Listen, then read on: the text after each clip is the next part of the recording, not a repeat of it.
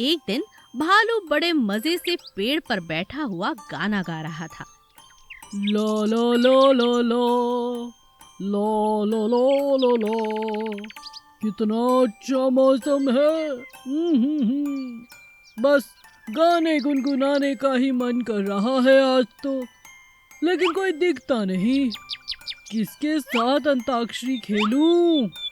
भालू ऐसा सोच ही रहा था कि सामने से उसे लोमड़ी आती हुई नजर आती है, लेकिन लोमड़ी मुंह में कुछ ना कुछ बड़बड़ाती हुई आ रही थी।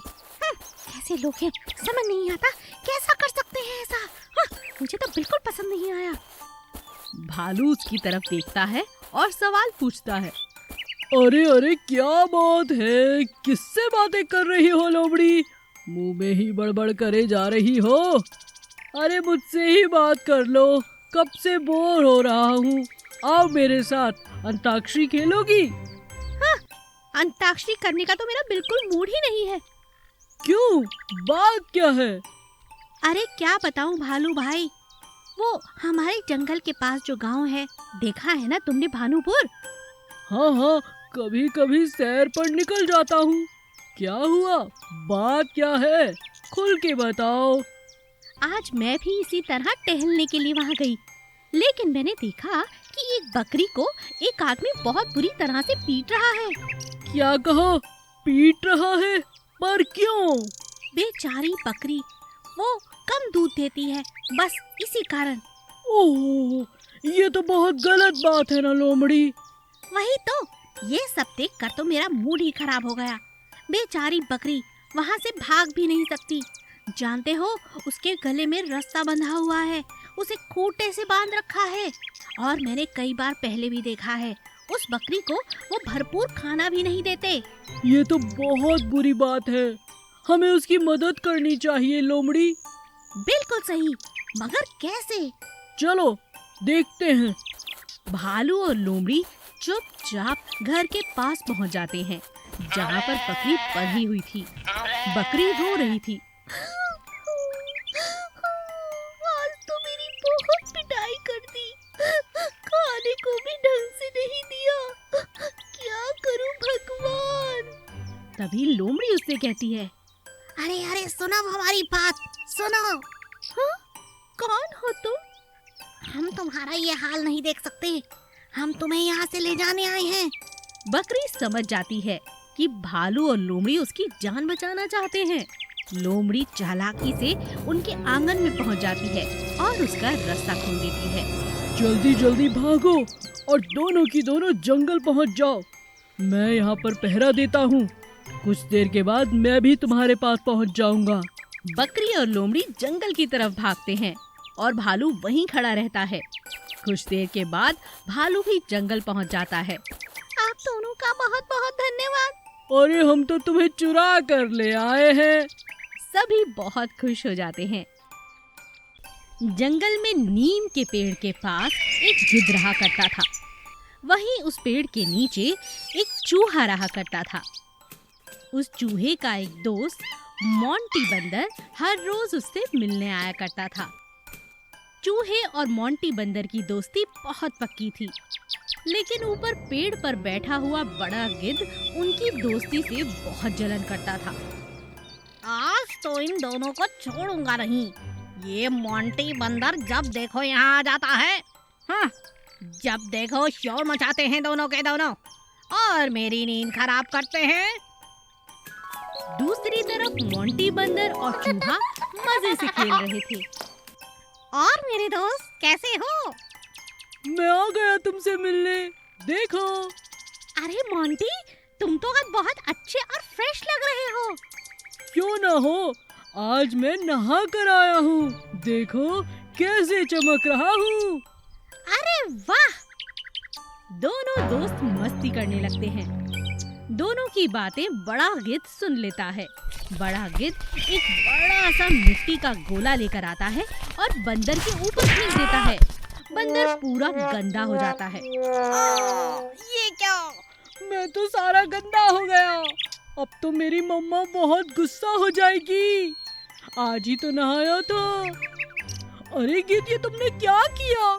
अरे गिद्ध, ये तुमने क्या किया? मेरे दोस्त को इतना गंदा कर दिया। तुम हमेशा जब भी हम खेलते हैं आ जाते हो और हमें परेशान करते हो। ये तुम्हारी बात हमें बिल्कुल पसंद नहीं। तीनों में झगड़ा होने लगता है। गिद्ध पर इस बात का कोई असर नहीं होता और वो हंसता हुआ वहाँ से चला जाता है।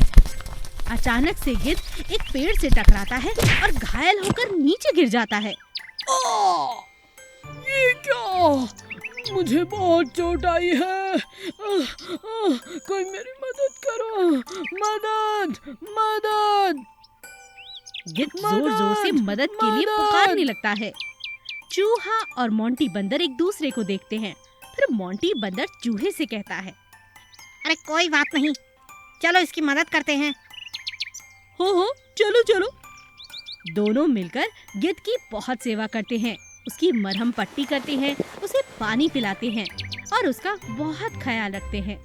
कुछ देर बाद जब गिद्ध को होश आता है तो वो अपनी बातों पर सोच कर बहुत पछताता है और दोनों से माफी मांगता है। शुक्रिया दोस्तों, तुमने मेरा इतना ख्याल रखा। मैं तो तुम दोनों की दोस्ती से बहुत जलता था। मेरा कोई दोस्त नहीं है ना। अरे ये बात है तो लो, आज से हम दोनों तुमसे दोस्ती कर लेते हैं। तीनों मिलकर दोस्ती कर लेते हैं और फिर बड़े प्यार से उसी पेड़ के पास रहने लगते हैं। सफेद हाथी। यूडली नाम का एक सफेद रंग का हाथी जंगल में रहा करता था। पूरे जंगल में सिर्फ एक ही सफेद हाथी था और वो था यूडली। हर कोई उसे चाहता, हर कोई उसे प्यार करता। यूडली को हमेशा पानी में नहाना बहुत पसंद था। देखने में ही यूडली बहुत प्यारा लगता था। वो सुबह शाम तालाब के पास जाकर नहाया करता था। एक दिन एक फोटोग्राफर जो जंगल की बहुत सारी तस्वीरें खींच रहा था, वो यूडली को नहाते हुए देख लेता है। वाह, कितना मजेदार पानी है। गर्मी से बच गए। आहा, मजा आ गया। अब कल सुबह फिर से आऊंगा नहाने। अब मैं चलता हूँ। यूडली को देखकर फोटोग्राफर बहुत खुश हो जाता है। वो यूडली की बहुत सारी तस्वीरें खींचने लगता है और फिर वो सोचता है, इतना खूबसूरत हाथी, इसकी तस्वीरें तो लाखों रुपए की बिकेंगी। और अगर मैं इसे ही यहाँ से ले जाऊँ तो आज तो मेरे पास बड़ी जीप भी है। ये हो सकता है, मुझे कोशिश करनी चाहिए। शिकारी चालाकी से सफेद हाथी यानी कि यूडली को पकड़ लेता है और अपनी गाड़ी के पास ले जाने लगता है।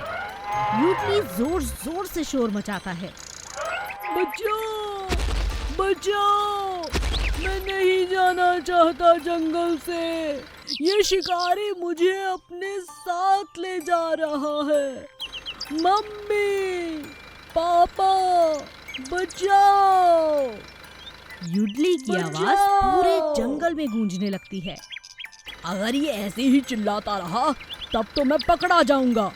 सबसे पहले इसके मुंह को बांध देता हूँ। शिकारी एक कपड़ा लेता है और यूडली के मुंह पर बांधने लगता है। इसी बात का फायदा उठाकर यूडली अपने तेज नाखून उस शिकारी के ऊपर डाल देता है, जिससे कि वो घायल हो जाता है। और मौका पाते ही यूडली जोर जोर से भागने लगता है और जोर जोर से चिल्लाकर सबको बताने लगता है, बचाओ, बचाओ, मैंने शिकारी को घायल किया है। अरे अरे, वो मेरे पीछे होगा। कोई है? आज मुझे शिकारी शहर ले जा रहा था। अरे बचाओ, अरे बचाओ। चिल्लाते चिल्लाते यूडली अपने घर तक पहुंच जाता है। शिकारी घायल था, अब वो यूडली के पीछे नहीं भाग सकता था। वो अपनी गाड़ी लेकर शहर वापस लौट जाता है। घर पहुंचकर यूडली सारी बात अपनी माँ को बताता है। तब उसकी माँ उससे कहती है, अरे वाह यूडली, तूने तो कमाल कर दिया। आज तूने मेरा सिर फक्र से ऊंचा कर दिया। तूने अपनी जान खुद बचाई। ये बहुत बड़ी बात है बेटा। मुझे तुम पर नाज है। चल मेरा राजा बेटा, चल के खाना खा ले। तेरे लिए बहुत सारे केले लाए हैं तुम्हारे पापा। यूडली खुश हो जाता है और मजे से केले खाने लगता है। आज वो अपने बड़े होने का प्रमाण जो दे पाया था।